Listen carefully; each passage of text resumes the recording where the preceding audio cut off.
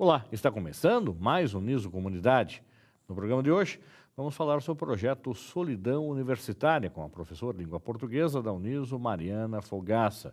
Também iremos conversar com o vencedor do Prêmio Barco a Vapor de Literatura Infanto-Juvenil, o ex-aluno da universidade, escritor e pesquisador João Paulo Hergesel. Está no ar o Niso Comunidade.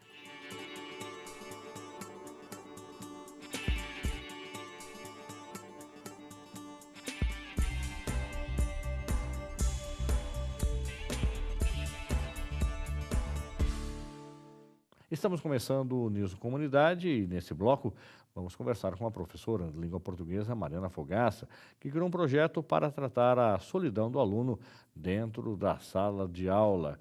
Professora Mariana, muito obrigado pela sua presença, como de praxe no programa.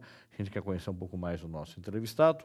Gostaria que a senhora falasse da sua formação acadêmica, que curso a senhora se graduou, e a respeito da sua pós-graduação também.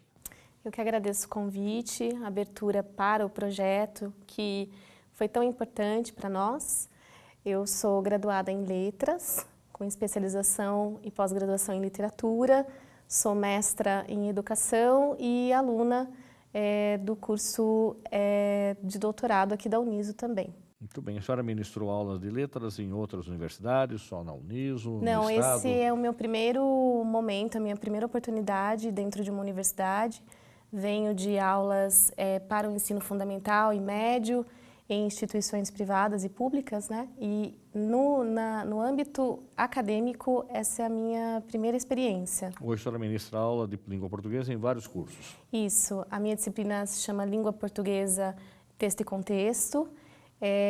O semestre passado fiquei com os cursos de Nutrição, Engenharias e também com Publicidade e Propaganda, que foi o que deu origem ao projeto. Esse semestre eu estou com as turmas de Saúde, Jornalismo, Publicidade, Relações Públicas e também com o pessoal, e também com a precedência do curso de Direito, que é Cultura. Em que momento a senhora percebeu que poderia ou deveria trabalhar com o tema da solidão? Estamos vivendo num mundo tão conectado, onde estamos com o celular na mão, falando com o mundo inteiro, mas, por outro lado, estamos sozinhos? Estamos sós? Estamos sós. E os alunos mais sós ainda. Eles se sentem muito sozinhos, porque eles saem do ensino médio e entram na universidade muitas vezes imaturos, ainda sem saber o que querem de verdade, ou se o curso que estão fazendo é o curso que eles querem. Uma pressão da família. Às vezes eles vivem o sonho da família e não os próprios sonhos. E nós estávamos num momento de língua portuguesa da nossa aula, nós estávamos discutindo exatamente sobre isso. Nós estávamos discutindo um texto chamado Sozinhos na Multidão, do Bauman, um filósofo contemporâneo, que fala muito sobre o contemporâneo.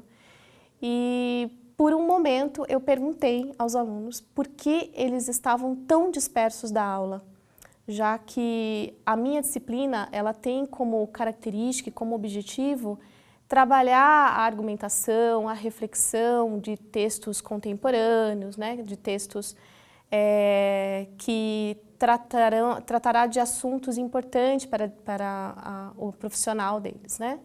E nada mais importante para o profissional do que analisar o contemporâneo, analisar o momento que nós vivemos, é de grande importância.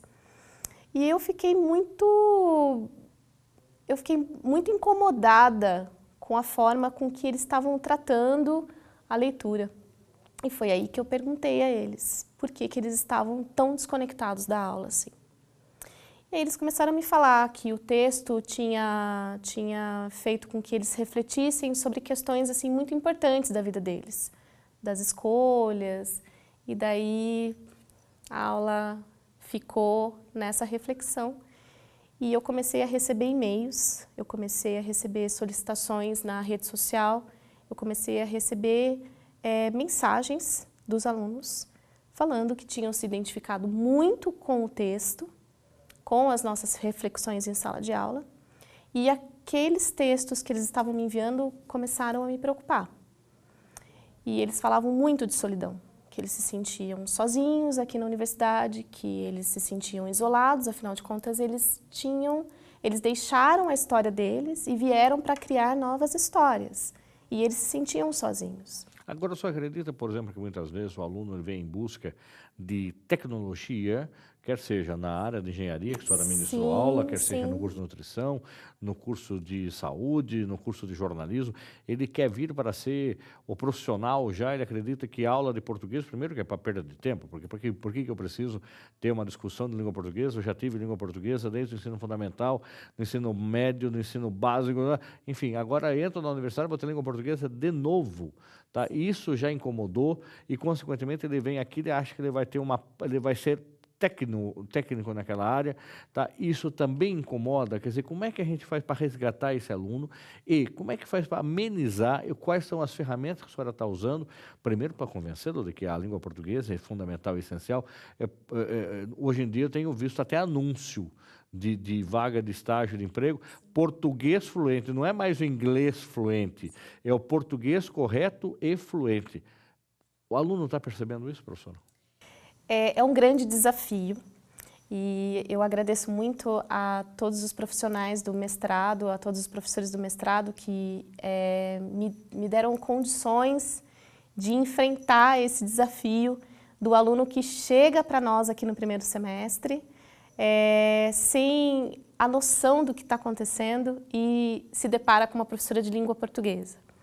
O meu conteúdo programático é um conteúdo que me sugere a reflexão sobre vários gêneros textuais, inclusive a argumentação, que é tão importante para todas as profissões. Então, quando eu tenho esses, digamos, esses confrontos com os alunos, né, esses primeiros confrontos, o que uma professora de língua portuguesa está fazendo num curso de engenharia, por exemplo, eu tento resgatá-los com a importância da língua portuguesa na profissão deles. Então, eu acabo saindo um pouco do meu mundo de professora acadêmica e vou para o mundo deles. Então, eu começo a pesquisar um pouco sobre os cursos deles e tento fazer com que a reflexão aconteça no curso deles. Então, no caso da Solidão Universitária, era um curso de publicidade e propaganda. Foram os meus primeiros alunos, posso dizer que foram os primeiros mesmo. Meu primeiro contato com o ensino acadêmico foi com essa sala e cheguei pedindo a eles que fizessem uma reflexão do contemporâneo e o quanto entender o contemporâneo é importante para a futura profissão deles, principalmente para a publicidade e propaganda, que precisa entender o comportamento do ser humano, até para desenvolver na sua profissão. Ele precisa fazer um processo de autodescoberta e, consequentemente, aí ele vai conseguir trabalhar e falar para o mundo, porque é a função do publicitário fazer uma venda de um produto, de um serviço, porém, ele precisa primeiro se conhecer para ver onde, em que contexto ele está nesse mundo. É necessário que ele se conheça e conhecer, trabalhamos muito esse exercício em sala de aula a partir da reflexão e do escrever. Aí a senhora propõe exercícios de redações, é isso? Sim, nós escrevemos bastante, eu peço para eles escreverem e também abro o meu e-mail institucional, caso eles queiram a minha ajuda para escrever para as outras disciplinas também, né? Porque às vezes não sobra tanto tempo para exercitar tanta escrita em sala de aula. É importante que eles conheçam suas habilidades, o que gostam de fazer, o que gostam de escrever, qual é a linha. E eu brinco com eles que é criar uma personalidade de escrita, uma personalidade como estudantes, uma personalidade como seres, né? E brinco muito que aqui a Uniso é uma sociedade, é a sociedade Uniso, somos nós. Então, eles precisam se conhecer para dar a oportunidade de conhecer os outros, conhecer o ambiente que eles vivem, né? E saber das suas frustrações, saber das suas dificuldades. Então, nós conversamos muito isso em sala de aula, muito. Agora, o aluno hoje, e com acesso a toda a tecnologia, ele está lendo pouco, ele tem poucos argumentos, porque a gente percebe, de repente, num texto no Facebook que passa lá de 5 linhas, ele já diz, ih, aí vem um textão. Né? Se vem um textão, sim, eu já não vou nem perder tempo de ler. Quando ele vai abrir um vídeo, o vídeo passou de 30 segundos, ixi, esse vídeo é enorme, não vou nem perder tempo. Eles estão vivendo, o aluno, a senhora está percebendo que ele está vivendo um momento só de instantaneidade do texto curto de 2, 3 linhas, ou ele também lê. E o que ele lê? Ele, de repente ele está lendo coisas boas, ele tá tendo referências, ele tem leitura para ter repertório e cabe ao professor de português, se, obviamente, a função não é obrigar, mas passar uma bibliografia para que estimular a leitura nele e tem que cobrar daí numa prova, em sala de aula, no exercício, na apresentação no seminário. Como é que a senhora vem preparando isso? Primeiro, a leitura é fundamental. E, infelizmente, é uma leitura que não é trabalhada com o devido carinho e cuidado no ensino fundamental e no ensino médio. É um problema diagnosticado, é um problema que a gente percebe cada vez mais frequente como objeto de pesquisa do pessoal do mestrado, doutorado, e é algo que nos incomoda muito. Como a rede social é muito importante, ela se tornou muito importante, ela se tornou fundamental, principalmente para esse aluno, né, dessa idade, dessa geração, ele acaba curtindo só o que ele gosta, vendo só o que ele quer, então ele vive naquela bolha. O filósofo Bauman fala muito sobre isso, que nós vivemos em bolhas, bolhas que criamos a partir das nossas subjetividades, a partir do que nós gostamos, de quem gostamos e de quem não gostamos. Isso me preocupa muito, porque não exercita o cérebro a argumentar, a convencer, a refletir ou até concordar ou não concordar com leituras, com textos, com opiniões. Isso me deixa muito preocupada. Então eu provoco os meus alunos. Eu levo textos de cunho acadêmico, eu levo pesquisas, levo filosofia, levo literatura, trabalho muito com literatura com os alunos. Trabalhei alguns textos literários com essa sala. E percebo que eles se fecham nessa bolha. E quando provocados, quando estimulados por textos que acabam acontecendo experiências de aprendizagem para ele, flui. Aí eles começam a se desamarrar. Eles se desamarram, eles começam a se desconectar dessa bolha que eles criam e eles começam a perceber. E daí eles acabam indo sozinhos. São eles que começam a trazer textos diferentes para mim.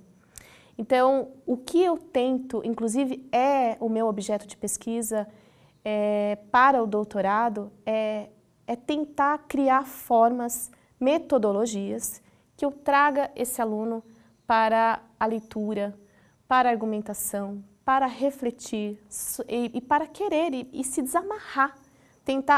O meu grande objetivo é fazer com que os alunos se desamarrem. Tanto que no primeiro momento isso gera uma situação super desconfortável na sala de aula, né? Porque nós somos de gerações diferentes. Então a primeira coisa que eu ouço é, ela não gosta de rede social, mas eu tenho rede social. Ela não se comunica através da rede social, mas eu começo a me comunicar pela rede social. Então eu começo a provocá-los.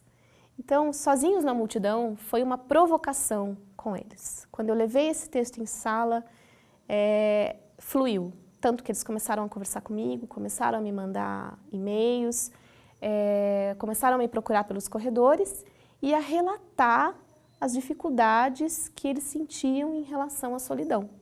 Agora, por exemplo, num trabalho desse que a senhora faz por escrito, em algum momento o aluno compartilha esse texto com os outros, ele faz a leitura desse texto, ou ele passa o texto para que outros colegas tenham acesso e, consequentemente, a senhora vai direcionando, vai compartilhando, vai discutindo formas e alternativas de que esse universo de solidão tem que acabar, quebrar essa bolha, sair para a vida, respirar um ar puro. Como é que a senhora trabalha isso? No primeiro momento, eu sugeri um texto argumentativo a partir da filosofia do Bauman, a partir dos escritos sobre o contemporâneo de um outro autor, do Agamben.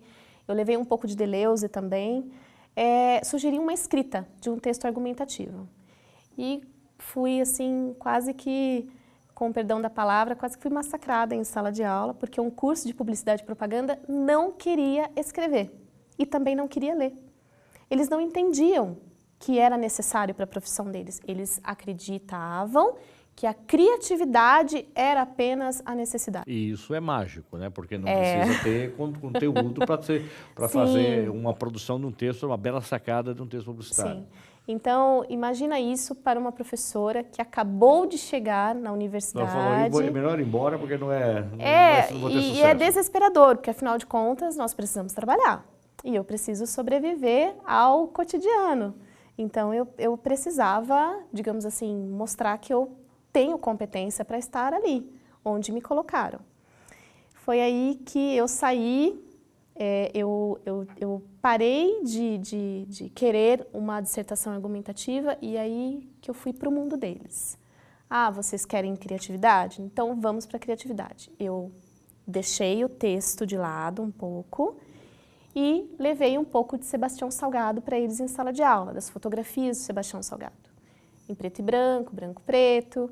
Nós fomos conversando sobre as fotografias sociais, nós fomos falando sobre como é fotografar com embasamento teórico, que é diferente do você pegar a câmera, tirar uma foto e levar para o Facebook.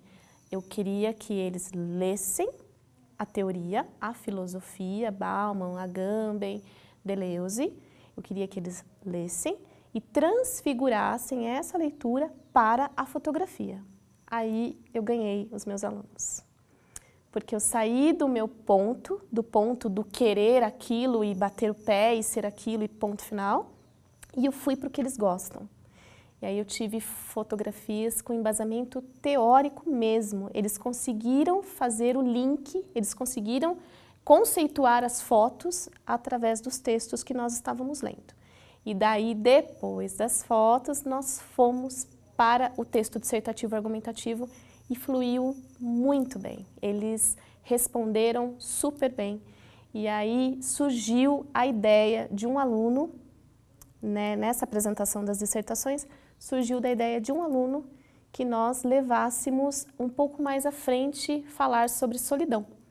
E aí eu sugeri que nós falássemos de solidão não de uma forma ampla, mas dentro do nosso cotidiano, que é a universidade. E aí foi criada a hashtag solidão universitária. E aí fluiu. Agora, em algum momento a senhora está pedindo ajuda também para professores de outros cursos, de repente o projeto tomou um vulto, que já virou até matéria do G1, enfim. Dessa situação da solidão universitária, sai do contextualização da língua portuguesa e vira um caso de saúde, praticamente, onde a gente precisa dar apoio e suporte para esse aluno, que é desculpa a atenção, mas é um suicídio potencial. Pode ser que aconteça isso, a gente teve até um programa especial sobre isso, com relação ao mês de setembro, que é lembrado a questão do prevenção ao suicídio. A senhora percebeu alguém que poderia estar com uma margem de solidão tão grande que a pessoa pode pensar numa bobagem dessa natureza? Sim, eu tive muito apoio da professora Neliane, eu tive muito apoio da professora André, tive apoio também da professora Alda, tive apoio da professora Eliette, que foram profissionais que sabiam... Porque a professora doutora Eliette é psicopedagoga, né? Isso, a base dela ela vem é da psicologia, né? E a professora doutora Eliette, ela foi a minha professora para o mestrado, ela foi a minha orientadora. E inclusive, estou pleiteando ou ela como a minha professora orientadora do doutorado, ou a professora Alda, que tem linhas de pensamento e de reflexão em sala de aula que eu gosto bastante, né? Que é bem o que eu gosto. Mas em publicidade, jornalismo, propaganda, quem me ajudou bastante foi a professora Neliane e foi a professora André, que sempre estavam junto comigo ali para me ajudar. Inclusive, quando eu não conseguia conversar, porque eu tive 2 dias muito caóticos nessa sala, que foram dias assim que os alunos viravam as costas para mim. Eles estavam na sala de aula, mas eles viravam de costas, eles viravam para mim. Eles não queriam assistir minha aula. Eles estavam ali completamente obrigados a estar mesmo, em razão da... Então, se falar de solidão se fez extremamente necessário, porque nós vimos que tinha alunos ali dentro da sala que sentiam uma solidão maior do que qualquer outra. O que o senhor acredita que está impedindo as pessoas de se conversarem ou de se aproximarem uma das outras?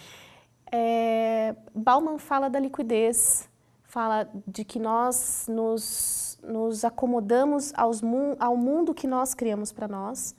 Ele relata que ficamos sozinhos nessa bolha, a partir do momento que usamos dos nossos canais de comunicação para ter ou para ler ou para saber ou para descobrir somente aquilo que nos proporciona prazer. Então, a partir do momento que deixamos de ser uma geração do ser para ser uma geração do ter, em que o consumo é muito mais importante do que, por exemplo, você deixar de seguir uma pessoa no Instagram ou no Facebook e ir até essa pessoa para ouvi-la, para escutá-la, para saber da história dela, você simplesmente a exclui da sua rede de amigos. E eu percebi isso em sala de aula, isso é muito evidente. Os alunos que são enturmados, os alunos que estão em grupos, dos alunos que ficam sozinhos inclusive no horário do intervalo. Porque às vezes a gente vê o aluno sozinho na sala, é a forma que ele tem de estudar, de se concentrar na sala de aula. Mas aí eu percebia que no intervalo eles ficavam sozinhos também. E aí vamos falar de solidão. Então vamos falar sobre o que o outro sente, vamos falar das dificuldades de socialização. Vamos tentar pegar essa solidão que os alunos estão sentindo e estudá-la a partir do embasamento teórico, a partir da filosofia. Vamos ver o que está acontecendo. Vamos analisar esse contemporâneo, vamos analisar o mundo que nós vivemos. Passado 2 semestres a senhora ministrando aula e acabando tratando desse assunto com outros cursos, existe um curso que tem mais um perfil de aluno de solidão? Começou com o curso de publicidade, hoje a senhora dá aula em jornalismo, mas deu aula em engenharia, dá aula em saúde. Quem é que está mais só? Existe um estereótipo do aluno ou muitos estão sós? Todos. Todos? Todos. Inclusive a professora que chegou aqui sem saber, sem ter a experiência ainda acadêmica e que contei e que fui muito bem abraçada pelos funcionários dos corredores, pelo pessoal que fica na sala dos professores, o pessoal do Bloco F, que foi o primeiro bloco que me recebeu também, me acolheu bastante.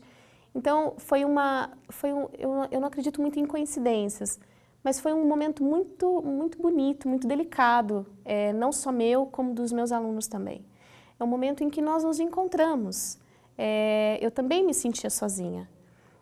Então, a partir do me sentir sozinha, dentro de um novo emprego, de uma instituição, que eu me sinto da casa, porque o meu mestrado e doutorado aqui, mas mesmo assim eu me coloquei na posição deles e eu senti um pouco do que eles estavam sentindo. E não vi nenhum curso que seja mais sozinho do que o outro. Todos eles são, principalmente o primeiro semestre, que chega aqui muito sozinho. Eles vêm em vans, em ônibus, normalmente eles não são de Sorocaba, a maioria não é de Sorocaba, vem de longe. Eu faço questão de saber sempre de onde que eles estão vindo. Então eu percebo que eles chegam aqui muito sozinhos, porque eles deixam os pais, eles deixam a família, eles deixam os amigos de uma vida toda e vêm para uma vida que eles não conhecem, que é completamente desconhecida deles. A senhora já levou isso para reuniões e colegiados de curso e, consequentemente, a senhora acredita que podemos até mudar a forma ou vai ficar essa disciplina da senhora, esse belo trabalho e exemplo que a senhora está dando, como uma referência para resgatar e conquistar esse aluno? Acredito que a gente precisa, sim, levar isso para a reunião de colegiado, para receber esse aluno.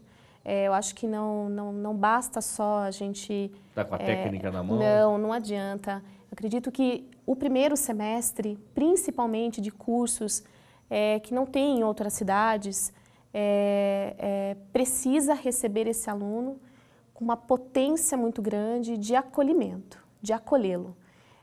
Tanto que eu até conversei com alguns professores do semestre passado, que me disseram que o primeiro semestre é responsável por muitos alunos desistirem dos próximos semestres. Então, talvez seja um momento em que a gente precisa parar para pensar nas metodologias que temos com esse aluno que chega completamente imaturo. E sei disso porque já fiz faculdade e também já cheguei na faculdade com os olhos arregalados, sem saber o que fazer, como fazer, e aí vem, né? Aí a gente vem com aquele turbilhão de textos, de atividades, de teoria, e a gente já quer que ele aprenda a fazer. E a língua portuguesa, texto e contexto, ela tem esse objetivo também, de fazer com que a leitura e a escrita consiga ajudar os outros cursos, né? Mas eu também necessito que todos nós estejamos aptos a nos ajudar, né? Para que a língua portuguesa realmente tenha um sentido amplo e que ela cumpra o seu papel e o papel que a universidade espera do aluno. Muito bem. Professora Mariana, eu gostaria que a senhora disponibilizasse, então, o seu e-mail, já que a senhora disponibilizou para os alunos, né, para quem está nos acompanhando, e queira bater um papo com a senhora, de repente já percebeu isso em outra faculdade, em outro curso, um aluno que já está acompanhando o programa, um pai de aluno queira conversar com a senhora, como é que eu faço, de repente, para contextualizar isso em casa, enfim, a senhora poderia disponibilizar seu e-mail institucional? Tá, o meu e-mail é o mariana.watanabe@prof.niso.br. Eu tenho também um Instagram, que é um Instagram que eu estou usando com algumas hashtags para a minha pesquisa do doutorado, que é o prof.ma.mari. Então, os meus alunos já conhecem, a gente se comunica bastante por lá. Alguns trabalhos são colocados lá também, eu coloco bastante sobre pesquisas, sobre produção de texto, dicas de escrita, e estou à disposição para o que precisar. Professora Mariana, muito obrigada pela sua participação no nosso programa. Sucesso para a senhora pelo trabalho que vem desenvolvendo. Muito obrigada. Obrigada pelo espaço, pela oportunidade e estou à disposição. Nós vamos para um rápido intervalo e voltamos já. Não saia daí.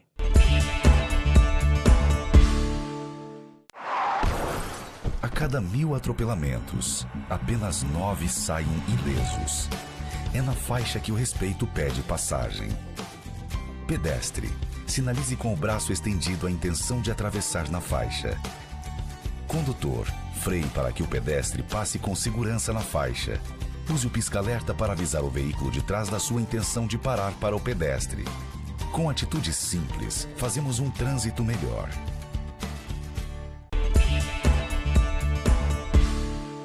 Estamos de volta com o Niso Comunidade e nesse bloco vamos falar sobre o prêmio Barco a Vapor de Literatura Infanto-Juvenil 2018, realizado em mais de 7 países.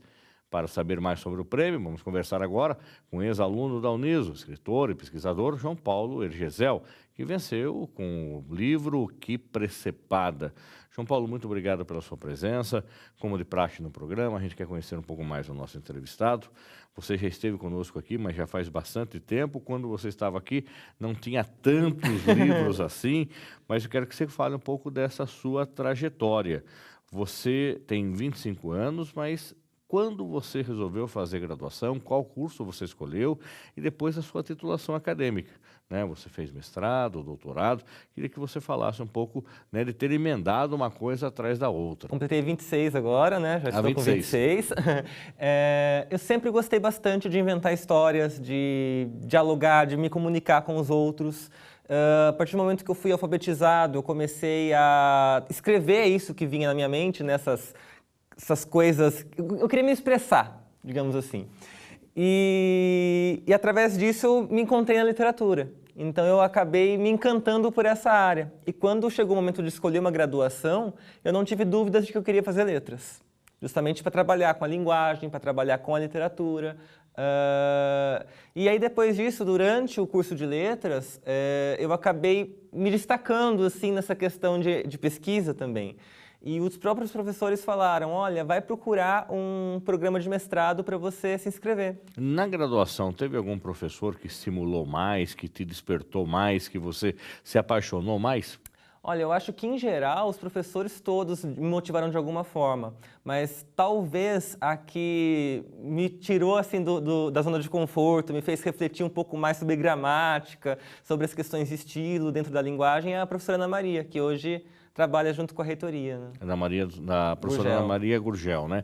Então, quer dizer que não basta ser criativo para escrever, mas você acha que o português tem que ser impecável? Eu acredito que sim. Eu acredito que quando você conhece o seu próprio idioma, né, a sua linguagem, a sua língua, no caso, você acaba tendo como trabalhá-la de melhor forma na hora de escrever. E isso chama a atenção do leitor. Muito bem. Aí você terminou a sua graduação, foi procurar um mestrado. Você fez mestrado no quê? Então, na época, estava aberto o processo seletivo de mestrado aqui da Uniso mesmo, em Comunicação e Cultura. E eu fiz o processo seletivo, acabei sendo aprovado e depois eu consegui a Bolsa CAPES. Então, eu fiz basicamente na faixa, né, o mestrado. Desenvolvi aqui junto com a professora Miriam, foi minha orientadora, Miriam Cristina Carlos Silva, né, uma pesquisa sobre webséries, que são séries para a internet. e ao terminar o mestrado, ela me incentivou a procurar um programa de doutorado para saber como que era a questão de fazer uma prova de doutorado, processos seletivos, etapas, conhecer outros lugares. Foi quando eu resolvi ir para a Universidade em Morumbi. Estavam com um processo seletivo aberto e eu fui lá para saber como que era e acabei sendo aprovado também com bolsa institucional, posteriormente veio a Bolsa CAPES também.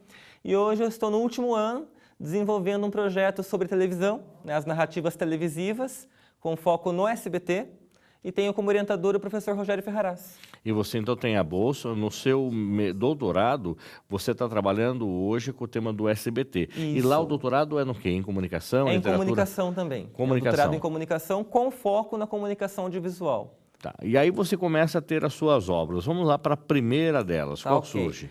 A primeira essa daqui ela surgiu quando eu ainda tinha o Orkut e a gente meio que se escrevia histórias lá, era lido por outras pessoas que não eram escritores ainda, mas que queriam mostrar suas histórias.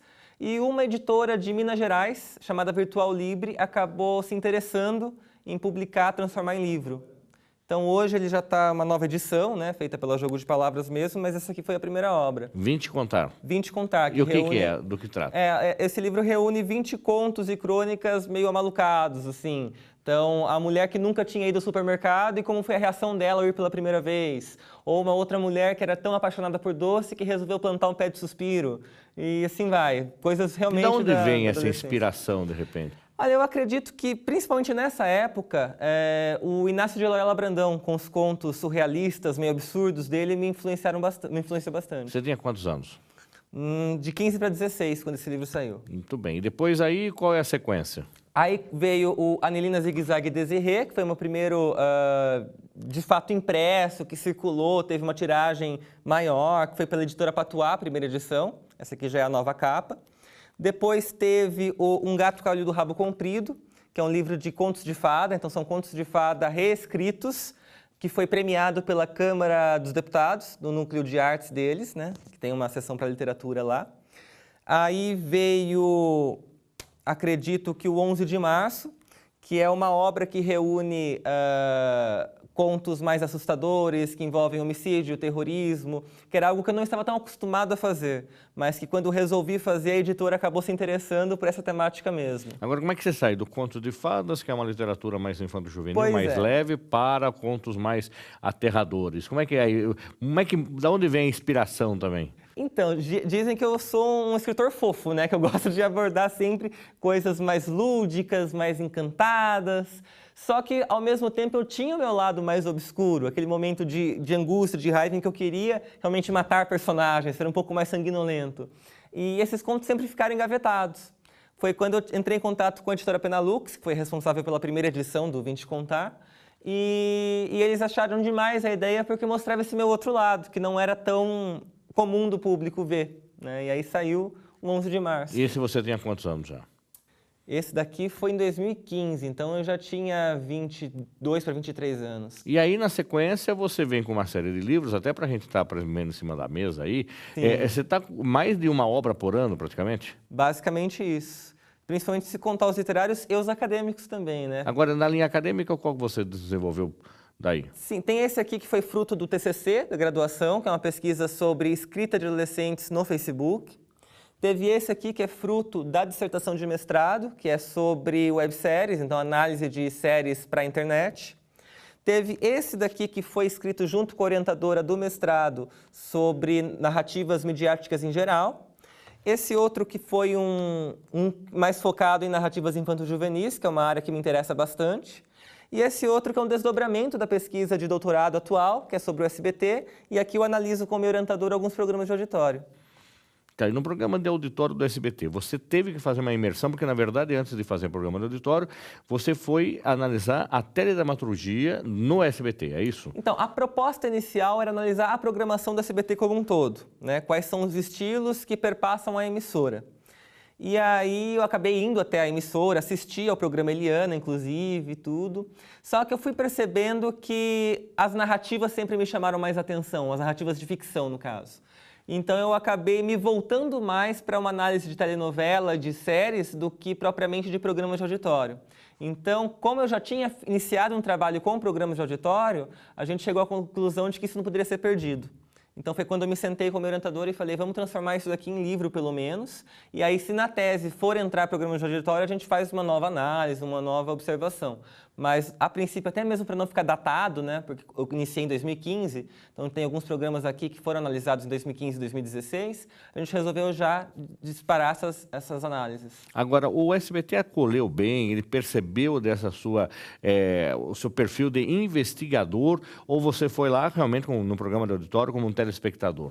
Então, a princípio, eu fui como um telespectador convidado, né? Fiquei na plateia, assisti ao programa, ao final conversei com a apresentadora, ela me atendeu muito bem, mas, de certa forma, eu mantenho contato com algumas pessoas dos bastidores, digamos assim. Então, tenho contato com o diretor comercial, com a diretora de marketing, com uma das roteiristas de telenovela, tenho alguns contatos lá dentro. Então, agora, as análises você também não precisa necessariamente estar na emissora para fazer, Exatamente. Você pode fazer vendo a programação num canal de TV aberto, é isso? Exatamente, pode ser feito tanto acompanhando a televisão, como até agora, graças à tecnologia, acessando o próprio YouTube. Porque toda a programação do SBT eles colocam disponível gratuitamente na internet. Né?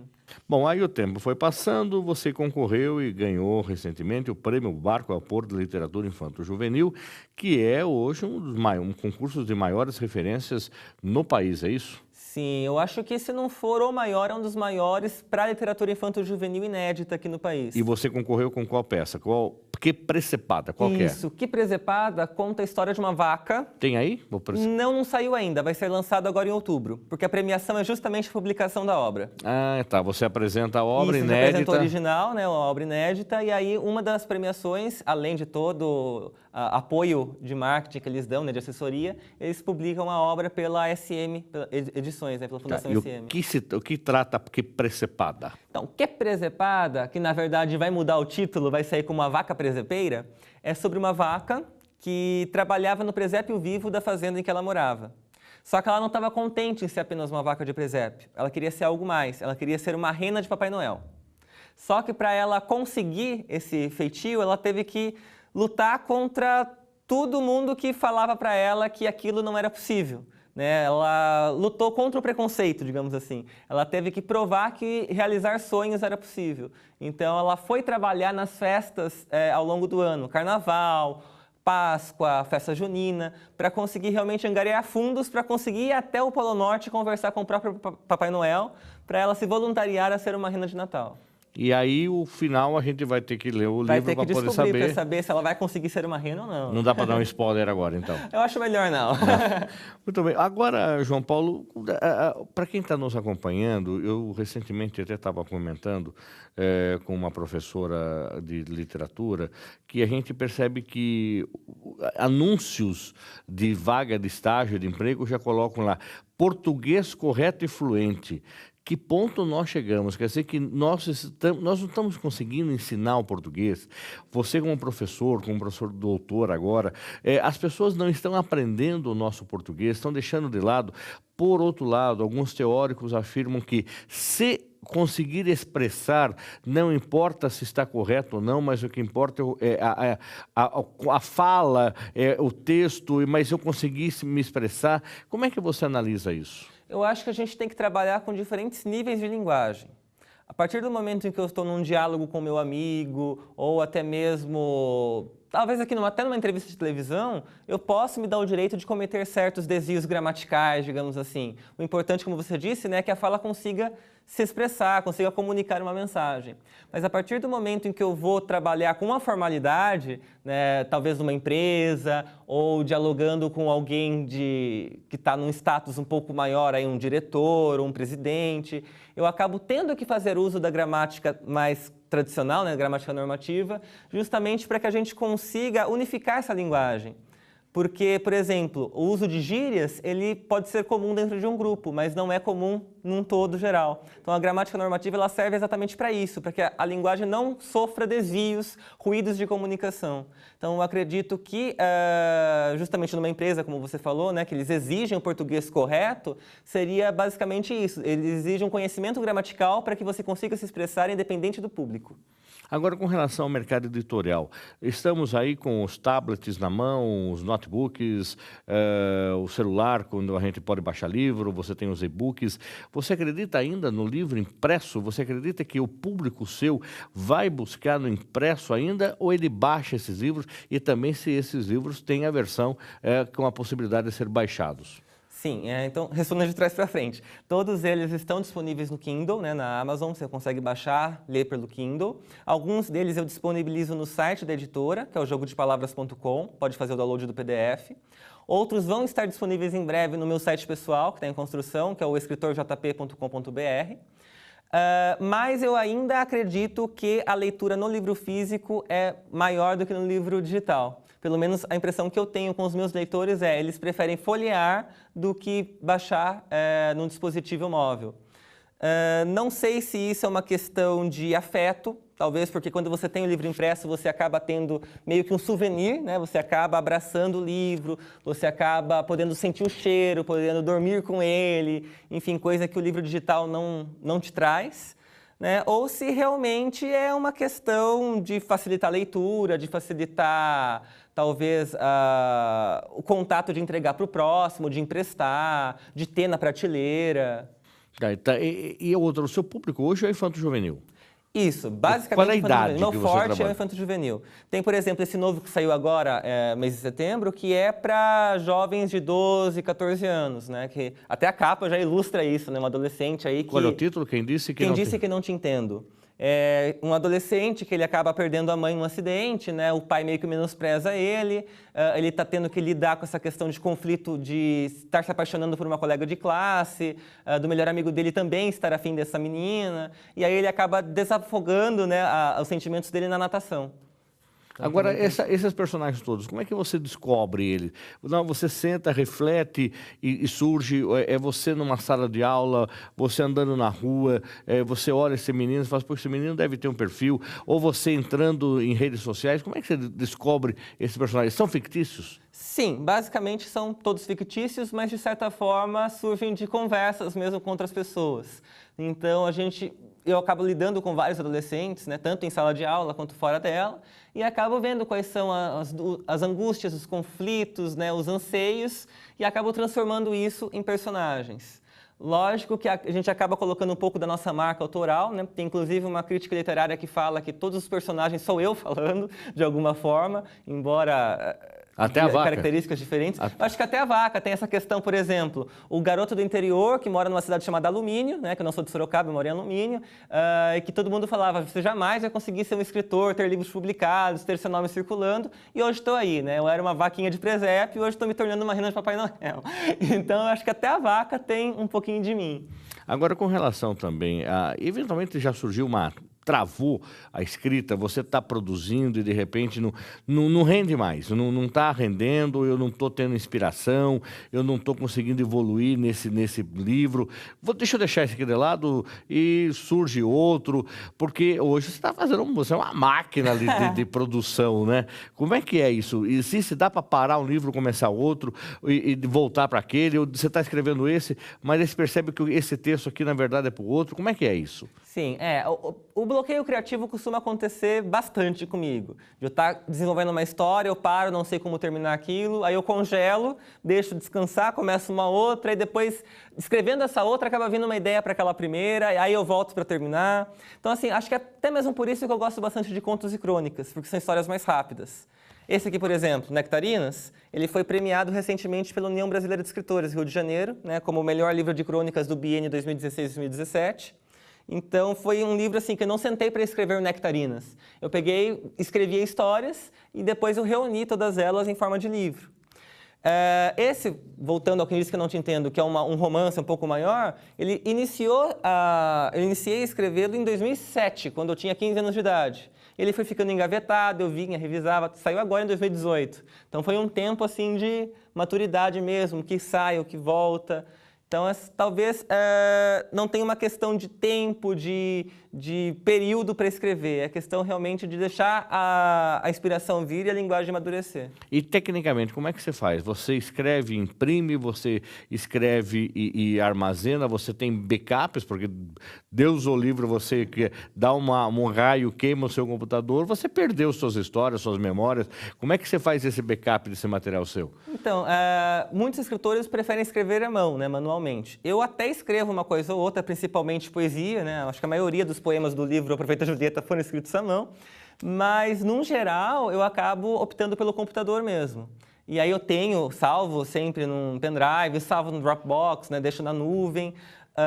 Em alguns casos, a interação com o computador é tanta que eu acabo até ilustrando. Então, essa foi a minha primeira experiência como ilustrador também, o Vivi, né, que é um balão de gás hélio.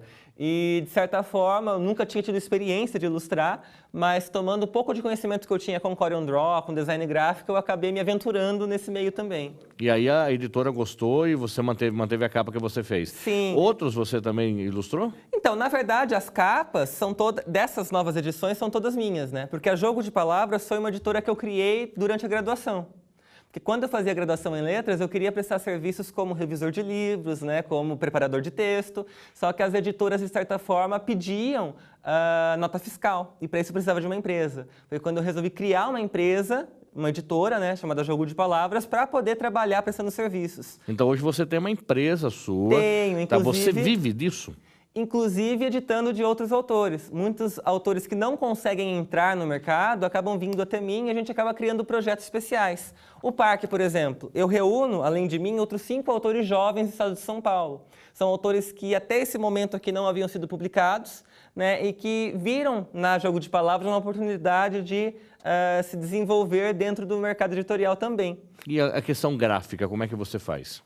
Então, na verdade, eu tenho colaboradores na questão de diagramação, de ilustração, de revisão, eu acabo atuando também, e depois que os arquivos estão fechados, a gente entra em contato, faz orçamento com gráficas, né, principalmente em São Paulo, onde acho que se encontram as gráficas com preços mais acessíveis, e fazemos tiragens pequenas para saber a aceitação do mercado.